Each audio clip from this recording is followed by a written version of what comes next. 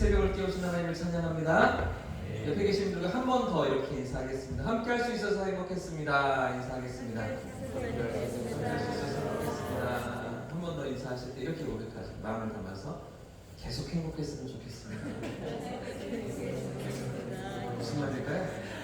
어떻게 하면 계속 행복할까요? 함께 암송해 보겠습니다. 시작! 나의 방패는 마음이 정직한 자를 구원하시는 하나님께. 한 번 더 시작! 나의 방패는 마음이 정직한 자를 구원하시는 하나님께로다. 아멘. 시편 7편 10절 말씀. 아멘. 이 고백이 우리 믿음의 고백 되시기를 축복합니다. 여러분, 탈무드 중에 어떤 유서라는 예화가 있습니다. 아마 한 번쯤 다 들어보신 그런 예화실 텐데요. 시골에 살던 아버지가 아들을 예루살렘 학교로 보내면서 그러면서 정말 잘 공부하기를 원하는 이렇게 예루살렘 아들을 보냈는데, 그런데 어느 날 아버지가 중병에 걸리게 된 것이죠. 그리고 죽음이 가까이 왔음을 직감했던 아버지는 이 한 통의 유서를 쓰고서 세상을 떠났습니다. 그런데 이 유서의 내용이 이상한 것이죠. 모든 유산을 누구한테요? 하인에게 주겠다고 그렇게 유서를 남기고 아버지가 세상을 떠났습니다. 그리고 이 하인이 받은 유산 중에서 아들이 원하는 한 가지만, 단 하나만 받을 수 있다는 내용의 그런 유서를 아버지가 남겼던 것이죠. 이 소식을 들은 하인은 너무나 기뻐하면서 한 걸음에 예루살렘으로 달려갑니다. 그리고 이 아들에게 소식을 전해주었는데요. 아들은 너무나 당황스러웠습니다. 너무나 실망스러웠습니다.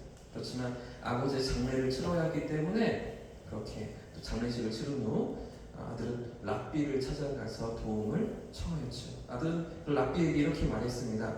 아버지께서 유언하시길 하인에게 모든 유산을 상속한다고 하시면서 저에게는 단 하나만 물려받을 수 있다고 하셨습니다.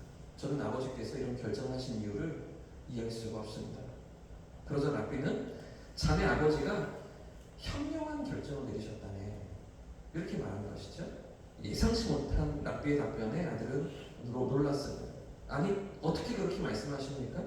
하인에게 전 재산을 물려주고 아들인 저에게 단 하나만 물려주신다고 하는 이 결정이 어떻게 현명한 결정입니까? 이렇게 따졌는데요. 그래서 랍비가 뭐라고 말했을까요? 대충 아시죠?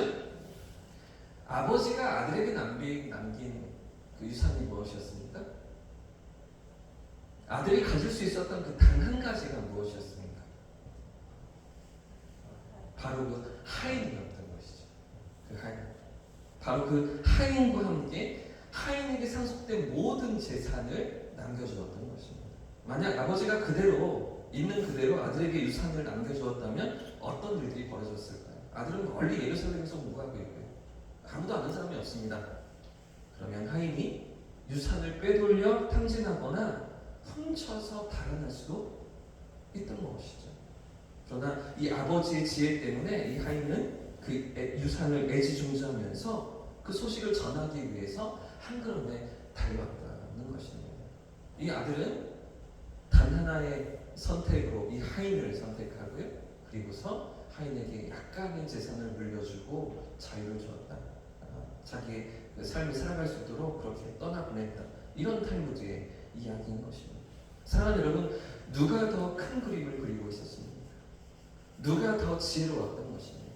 아들과 하인과 아버지 중에서 누가 이 큰 그림을 가지고 그 유산을 남겼던 것입니까? 겉으로 보여주는 것만 아니라 그 속에 담긴 큰 계획을 바라보는 것, 더 큰 계획을 바라보는 것, 이것이 지혜 아닐까요?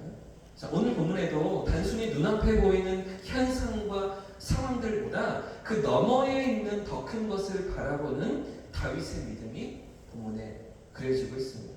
주위 사람들은 이렇게 해라, 저렇게 해라, 이런저런 조언들을 쏟아내고 있지만, 그러나 그 속에서도 다윗이 지금 바라보는 것이 무엇일까요? 더 큰 어떤 그림을 다윗이 그리고 있는 것입니까? 자, 1절 말씀을 보십시오. 1절 같이 읽어보겠습니다. 시작! 내가 여호와께 피하였거늘 너희가 내 영혼에게 새같이 내 산으로 도망하라 하는 것이랍니다. 지금 다윗 주변에 있는 사람들이 뭐라고 조언해주고 있습니까? 너 산으로 도망쳐야 해. 너 산 위에 있는 굴로 도망쳐야 네가 살아남을 수 있어. 그렇게 위기를 넘겨야 해. 이런 조언들을 쏟아내고 있는 것 아니겠습니까? 아마 다윗은 이때에도 심각한 위기에 처해 있던 것 같습니다.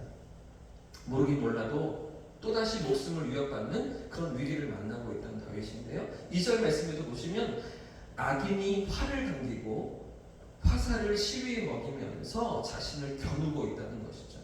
자, 그런데 이런 상황 속에 어디로 피신하면 살아남을 수가 있는 것입니까? 어디로 도망쳐야 목숨을 건사할 수가 있는 것입니까? 저는 2절 말씀을 읽다가 사무엘상에 등장하는 한 장면이 떠올랐습니다.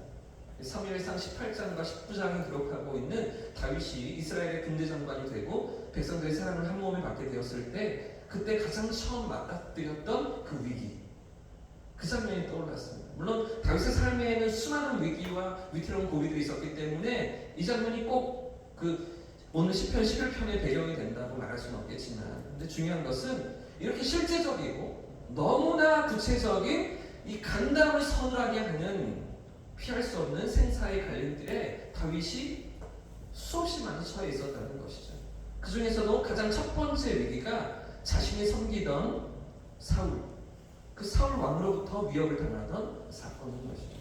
시기실과 질투에 사로잡혔던 사울이 다윗을 죽이기 위해서 그 다윗의 눈앞에서 몇 번이나 창을 던집니까? 사울이 다윗에게 몇 번 창을 던졌을까요? 두 번. 두 번일까요? 세 번일까요? 세 번입니까? 오, 세 번이에요? 두 번입니까? 세 번입니까? 두 번. 왜 세 번이라고 생각하세요? 두 번 아니었어요. 둘 중에 하나겠죠? 사무엘상 18장에 보시면 처음 사울이 수금을 타고 있는 다윗에게 창을 던지는데 한 자리에서 두 번 창을 던집니다. 18장 11절 말씀을 찾아보십시오. 한 자리에서 두 번 던지고요. 그 다음 19장 11절에서 또다시 창을 던집니다. 사건은 두 번이고요. 창을 던진 것은 세 번이었던 거예요. 두 번도 맞고요. 세 번도 맞습니다. 두 분도 맞으셨습니다. 무슨 이야기를 하고 있죠?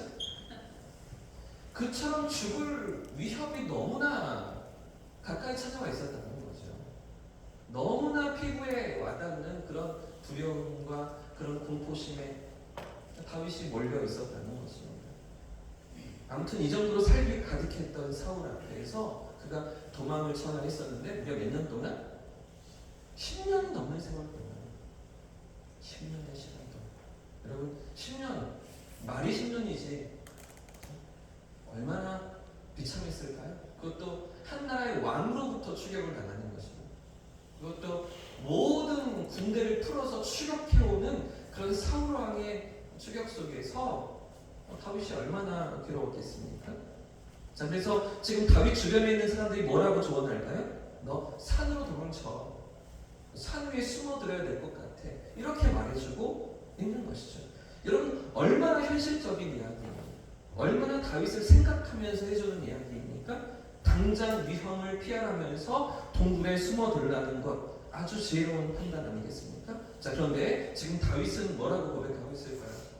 정작 다윗은 어떻게 고백하고 있습니까? 그 위태로운 가운데서 뭐라고 이야기할까요? 1절부터 3절까지의 말씀을 다시 한번 읽어보겠습니다. 시작! 내가 여호와께 피하였거늘 너희가 내 영혼에게 새같이 내 산으로 도망하라 함은 어찌하는가? 악인이 활을 당기고 화살을 시위에 먹이며 마음이 다른 자를 어두운 데서 쏘려 하는도다.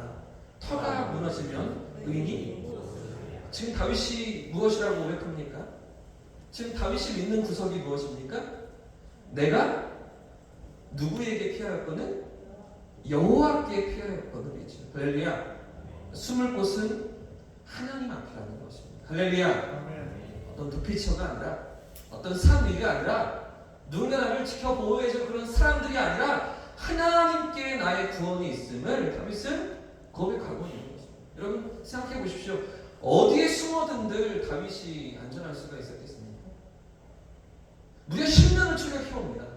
포기하지 않고 추격해옵니다. 어떻게든 잡아 죽이겠다고 이 나라를 저놈에게는 줄 수가 없고 내 아들 요나단에게 주어야겠다고 사울이 죽을 때까지 추격해 오는 겁니다. 그럼 미치광이 앞에서 악령이 들린 사울왕 앞에서 다윗이 피신할 때가 어디가 있었겠습니까? 어디에서 안전한 곳이 있었겠습니까? 어디에 숨어든들 안심할 수가 있는 것입니까? 그렇기 때문에 지금 다윗이 붙들고 있는 믿음이 무엇입니까? 그 위기 속에서 의지하는 것이 무엇입니까? 하나님의 보호하심을 바라보았던 것이죠. 할렐루야. 하나님의 지키심을 바라보았던 것입니다. 사랑하는 여러분, 오늘 우리는 어디에서 안전함을 느끼며 살아가고 계십니까? 어디에 계실 때 안심하시면서 살아가고 계십니까? 저는 이전 교회에서 거의 매일 신방을 다녔습니다. 그러니까 제가 섬기던 한 교우가 380명 이렇게 되셨으니까요. 출석 성도가요. 그러니까 늘 이렇게 어려운 성도들, 또 삶의 위기를 만나고 고비를 만나고 또 고난의 산을 지나는 성도들 늘 찾아가서 신방하고 위로하고 권면하는 게 제 사역이었거든요. 요즘은 완전히 삶이 바뀌어서 늘 이렇게 매일마다 설교를 준비하고 매일마다 예배를 준비하고 이러고 있지만, 근데 여러분 요즘 이런저런 스트레스를 겪다가 이 스트레스가 더 심해지면 어디로 발전을 합니까? 이 시대를 살아가는 사람들, 심리적인 어떤 그런 마음의 병, 스트레스 이런 것들이 쌓이면서 어떤 병으로 발전하죠? 우울증이 발전하죠. 또요? 요즘 많이 듣는 공황 발작 아시죠? 공황 발작으로 들어갔다가 그 다음에는 공황 장애로까지 하죠. 공황 발작은 잠시 동안 일시적인 어떤 상황 가운데 공황이 찾아오는 것 같은데, 이게 계속되면요 공황 장애가 되어서 일상생활이 어려워지는 것 우리가 듣게 되지 않습니까? 제가 처음 공황 장애를 앓는 성도 한 분을 제가 만났었는데요. 처음엔 잘 이해가 되지 않았어요. 멀쩡해 보였거든요.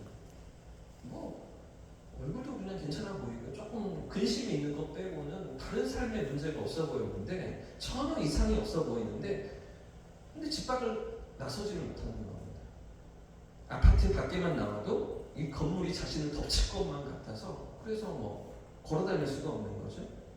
이 길을 건너려고 횡단보도 앞에 이렇게 서도 지나가는 차가 자기를 이렇게 치일 것 같아서, 그래서 차가 달려들 것 같아서 횡단보도를 건너지도 못하는, 그래서 집 밖에 나가지도 못하고요, 슈퍼도 가지 못하고요, 사람들도 만나지 못하는, 일상을 살아가지 못하는 공황장애를 앓는 분들을 제가 만나곤 했었습니다. 자, 근데 요즘은 또 뭐가 문제예요? 그렇게 아파트에 있어도 아파트가 안전합니까? 철근이 누락됐다면서요. 부실 공사라면서요. 아파트 안에 있어도 안전하겠습니까? 여러분, 우리의 삶에 이제 어디로 가야 안전한 것입니까? 어떤 삶의 자리에 있을 때 우리가 안전할 수가 있는 것입니까? 여러분, 제가 무슨 이야기를 하고 있습니까? 세상에 두려움 없이 살 수 있는 것, 우리가 어디에서 찾을 수가 있는 것입니까? 하나님밖에 없는 것이죠. 할렐루야. 하나님 그분 앞에 나아가는 것, 우리의 피난처가 되시는 하나님 앞에 나아가는 것 아니고서는 다른 길이 없는 것입니다. 사랑하는 여러분, 오늘 우리의 삶이 이런 피난처 대신 하나님 앞으로 나아갈 수 있기를 축복합니다. 세상을 기웃거리는 것이 아니라, 사람들의 도움을 바라보는 것이 아니라, 오직 살아계신 하나님, 오늘도 나를 지키시고 보호하시며 안전하게 돌보시는 하나님 앞으로 달려나아가는 저와 우리 성도님들 되시길 축복합니다.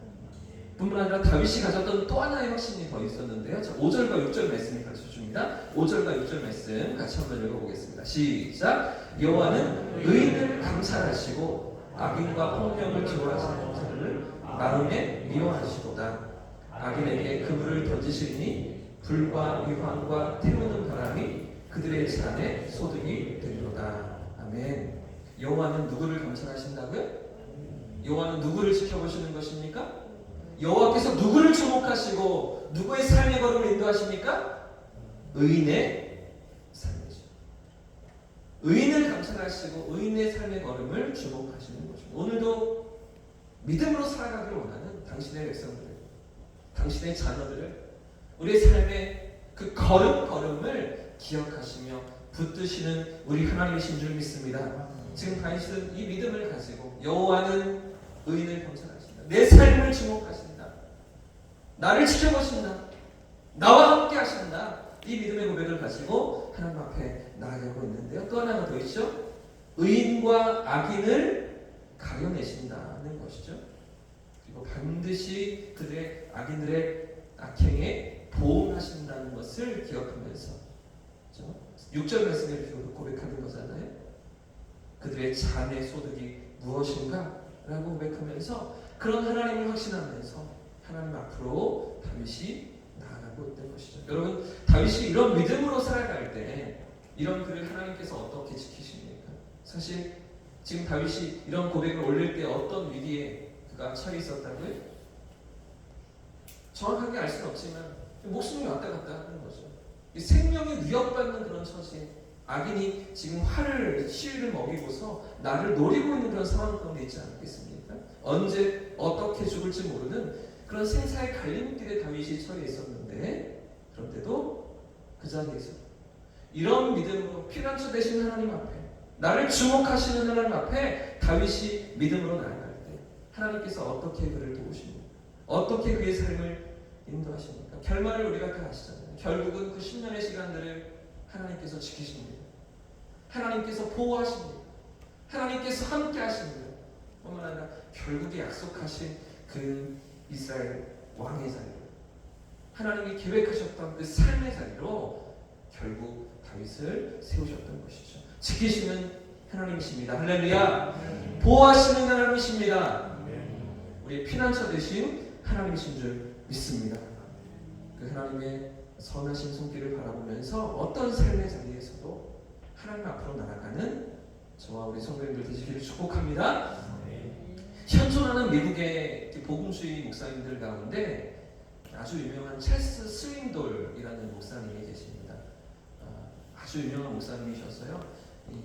우리나라 신학생들도 이 목사님의 책을 많이 읽고 도전을 많이 받는, 인사이트를 많이 얻는 그런 목사님, 찰스 스윙돌 목사님이신데요. 이 목사님이 하신 이야기 중에 이런 이야기가 있습니다. 잘 들어보십시오. 인생은 우리에게 일어나는 10%의 일과 그것에 대한 우리의 반응 90%로 이루어집니다. 다시 한번요. 인생은 우리에게 일어나는 10%의 일과 그것에 대한 우리의 반응 90%로 이루어집니다. 라고 이야기하신 거죠. 여러분, 무슨 이야기입니까? 우리 삶에 어떤 일이 일어나느냐, 어떤 사건을 경험하느냐 보다 더 중요한 게 무엇이라고요? 그 사건 앞에서, 그 일 앞에서 우리가 어떻게 반응하느냐라는 것이죠. 우리가 어떻게 반응하며 살아가고 있냐, 이것이라는 거죠. 그 문제를 끌어안고서 어디로 나아가고 있느냐. 세상 사람들은 문제가 찾아오면 어디로 찾아갈까요? 세상 사람은 문제가 내 삶에 닥쳐올 때 어디로 찾아갑니까? 무당을 찾아가잖아요. 천직을 찾아가잖아요. 그러나 하나님의 백성들은 어디로 나아갑니까? 피난처 대신 하나님 앞으로 나아가는 것이죠. 사랑하는 여러분, 하나님 앞에 내 삶이 서 있기를 축복합니다. 그것이 기쁜 일이든 슬픈 일이든 감사한 일이든 괴로운 일이든 행복한 일이든 기도할 일이든 모든 삶의 자리에서 하나님 앞에 정말 신실하게 서 있는 저와 우리 모든 성도님들 되시기를 주님의 이름으로 축복합니다. 함께 찬양하고 기도하겠습니다. 이 시간 찬양